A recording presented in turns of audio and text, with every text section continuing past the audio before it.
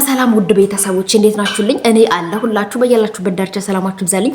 ዛሬም እንደተለመደው ተመልሼላችሁ መጥቻለሁ። ዛሬ ተመልሼ የመጣሁበት ጉዳይ እውነትና እቅጭቅጯን ነጯን እያወራን እንድንጓዝ ስለፈለኩኝ ነው ዛሬ የመጣሁበትም አይዲያ እኛ የአበሻ ሴቶች ለእናንተ ለአበሻ ወንዶች እንደማንገባችሁ ግን ታውቃላችሁ? አታውቁትም ብዙዎቹ። እንዴት ማለት እናንተም ለጥፋችኋል እኛም አንጠልጥለናል ልትሉ ትችላላችሁ። ነው ጾታ ጋር አይደለም እየሄድኩ ያለው እዚህ ማለት ነው። ስራና ስራ ላይ፣ ኑሮና ኑሮ ላይ፣ ፍቅርና ፍቅር ላይፍ ላይ ነው። በተለይ በፍቅሩም ሆነ በትዳር ውስጥ ማለት ነው። እኛ የአበሻ ሴቶች ጀግና እየሆንን ነው። ግን በነገራችን ላይ ኦ ማይ ጋድ በሴትነቴ እንድኮራ እያደረገኝ ነውና ጀግና ጎበዝ እየሆንን ነው። ይሄም የሆነበት ነገር ምንድነው ታውቃላችሁ? በቃ አበሻና አበሻ ጋር ሄድ እስቲ። ሴቶቹ ናቸው የሚያስተዳድሩ፣ ሴቶቹ ናቸው ጀግናዎች፣ ሴቶቹ ናቸው ልስራ ቤቴ ልለወጥ። በቃ እንደዛውም ሆነ በቃ ትርክስክስም አለች፣ ራሷንም ጣለች። ቤቷና ኑሯን ትዳሯን ለማቆም እማትከፍለው መስዋዕት እማትጋጋጠው ነገር የለም። ወንድ ልጅ ጋና ኮሌታውን ቋ ያረግና የለም እኮ ኪሱ ባዶ ነው። ምንድነው እንደዚህ ተዝረክርከሽ የጠበቅሽኝ ይላል።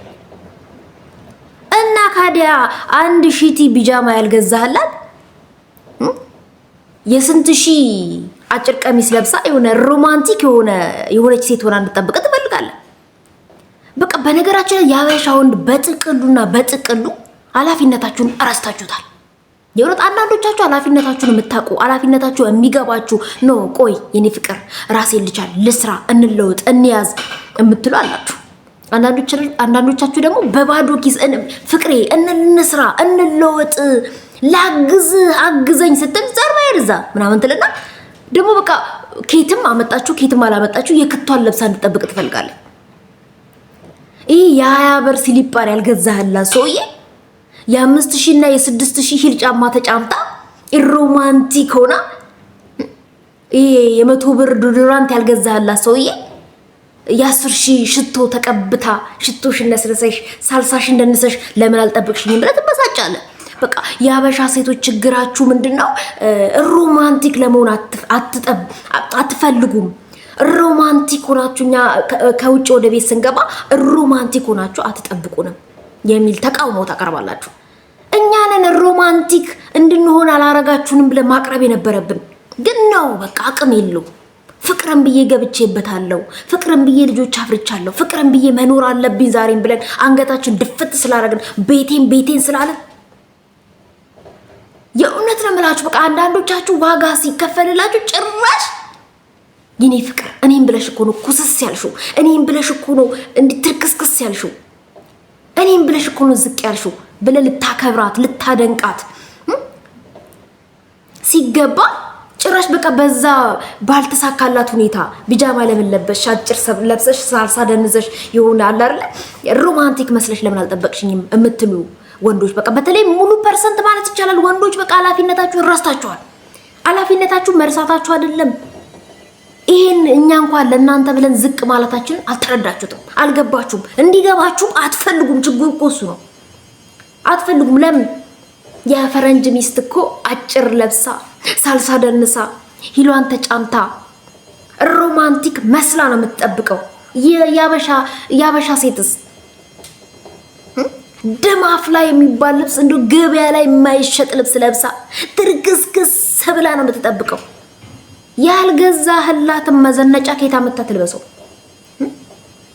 የኔ ፍቅር ይሄን ላንቺ ነው፣ ይሄን አድርጊ የኔ ፍቅር ልጆችሽን ለያዝልሽ፣ አንቺ የጸጉርሽን ተሰርተሽ እንዴ ውጪ እንደ ወንድ እቤት እንደ ሴት ሰርታ አንተም ብላ ዝቅ ብላ የወረደ ማንነት ላይ ስለኖረች ስለሰበሰበች የእውነት አሁን ያበሻ ወንዶች ማለት ነው ራሳችሁን ይዙ።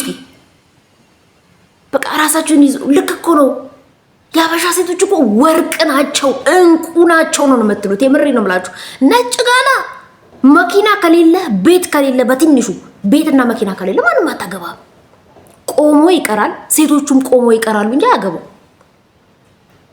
የቤት ስራ ኩባያው ቢደፋ ሰራተኛ ጠርታ ነው ያን ኩባያ ቀና የሚያደርገው። ሶፋ ላይ ቁጭ ብላ ሰራተኛ ጠርታ ነው ሪሞት እንድታቀብላት ገባ። ሞሮኮ ባስ ምን ባስ የሚባለው ነገር በቃ ቤቷ መተው ማሳጅ የሚያደርጓት ሰራተኞች ሄለው ብላ ነው ቀጠሮ የምታስይዘው። ወረፋ ሄዳ አትሰለፍም። የኔ ጌታ የምትሰራበት ቦታ ሄዳ ወረፋ አትሰለፍም። አለው እንዲ መሰራት ፈልጋለሁ ቤቴ ላኩልኝ ሰራተኛ።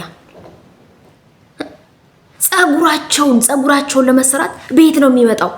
እቤት ጸጉር ቤት ሄዳ ቂጥ ለቂጥ አትጋፋም። ነጭ የፈረንጅ ሚስት ገባችሁ? ይሄ ሁሉ ከቨር የሚያደርገው ማነው? ባል ነው። አያችሁ አይደል? የፈረንጅ ሚስት ሳልሳ ደንሳ አጭሯን ለብሳ ሽቶ ነስንሳ ሽቶ አይደለም አንተ ዶዶራንት ገዝተሃል ወይ ነው በቃ። የፈረንጅ ያበሻ ሚስት ከፈረንጅ በላይ የማዘንጥበት ሮማንቲክ የማትሆንበት ምንም አይነት ምክንያት የለም ካረጋችሁልን። የእውነቴን ነው የምላችሁ። እኔ ቤቴው ሰራተኛ ከተቀጠረ ጭስጭስ ለምን እላለሁ እንዴ? ጥፍሬን አስተክዬ ምናምን እንዲያልኩ አላስረዳም ላይ ሲሪየስሊ የቤት መኪና ካለ አልንሸራሸርም እንዴ? ሐዋሳ ላንጋን ነው የምሬ ነው የምላችሁ። በቃ አቅማችሁን አይታችሁ እንኳን ልክ ናት ፍቅሬ። ለኔ ብላ ኩስ ምን ስላለች ለኔ ብላ ዝቅ ስላለች ላከብራት ላደንቃት ነው የሚገባው። ያንን ያለችበትን ማንነት ልካፈል ነው የሚገባው ነበር ማለት ያለባችሁ። በቃ እሷ ራሷን ስለጣለች እኔ ሌላ ሰው አፈቀርኩ። በቃ እሷ ጊዜ ያልሰጠችኝም እኔ ጊዜ የምትሰጠኝን ሴት አፈቀርኩ። እውነትን ነው የምራን ነው። እና በቃ ያበሻ ወንዶች ቢያንስ እኛ የተረዳናችሁን ያህል ለመረዳት ሞክሩ። እኛ የናንተን ችግር ማጣት ለመረዳት የሞከርነውን ያህል እናንተም የኛን ያለንበትን ደፋ ቀና ማለት እናንተን ለማቅናት ያላችሁበትን ችግር ለመረዳት የሄድንበትን ርቀት ተረዱት። ሳልሳውም ሽቶ መነስነሱም አቅቶን አይደለም፣ የናንተን ኪስ ለመቆጠብ አስበን ነው። የናንተን ያላችሁበትን የህይወት ደረጃ ያቅም የኢኮኖሚ ነገር ለመረዳት ፈልገን ነው። ለሽሮና ለበርበሬ ብለህ ስትሰጣት የክቷን ገዝታ መምጣት ትችላለች ነው። ለቤቴ ለትዳሬ ለነገው ህይወቴ የቀን የዕለት ተዕለት ህይወቴን እንዴት አደርጋለሁ ብላ የምሬን። እኛ ሀበሻ ሴቶች እኮ የእውነት ነው የምላችሁ አንገባችሁም የምለው በምክንያት ነው። 10,000 ሰጣችሁ እኮ 2 ወር አስቤዛ ይበቃሻል የምትሉ ናችሁ። እንደ አስማት እኮ ነው የምንኖረው እኛ የሀበሻ ሴቶች። ሽንኩርቱን ድንቹ በዛ ወር 2 ወር ከ2 ወር በላይ እናቆየዋለን። እንደምንም ብለን እንዴት እንደምንኖር ራሱ እንዴት አርግተን እንደምናብቃቀው ይታያችሁ። እና እንደዛ ሆነን እንኳን እየኖርን ለምን ሮማንቲክ አልሆነች የክት ለምን አልለበሰችም የክት አልተጫማችም ብላችሁ ከናንተም ብሶ ጓ የምትሉት ነገር ዘራፍ የምትሉት ነገር እስቲ መጀመሪያ እናንተ የተባላችሁትን አሟሉ። እና ያበሻ ሴት እስቲ መዘነጥ ያቀታት ሮማንቲክ ሴት መሆን ያቀታት እስኪ በቃ ከናንተ ጋር ዝቅ ብለን ለመነሳሰር ሞክር። ልክ ናት። ለኔ ብላ እኮ ነው ዝቅ ያለችው። እኔም ብላ እኮ ነው ኪሴን አይታ እኮ ነው ምንነቴን ሳትጠላ አብራኝ ኖረች። የፍቅር መዝገብ ነች። በቃ ራሱ ታሪኩ ነች ማለት ነበር ያለባችሁ። ግን በቃ ከናንተም ብሶ እዚያችንም ያምራችኋል። በባዶ ኪስ 50 ሴት ያምራችኋል። 50 ሴት አይኑ ዋጆንባችኋል ሴት ሁሉ። ብቻ ግን በነገራችን ላይ በዚያው አጋጣሚ ማለት ነው ያበሻን ሴት ያገባ ነጭ የእውነት ነው በቃ እኔ ዳይመንድ ነው ያገባችሁት። በተለይ የፈረንጁ ነጮች ሌላ ዜጋዎች በጥቅሉ በቃ ያበሻን ሴት ያገባ ሌላ ዜጋ ዳይመንድ ነው ያገኘው።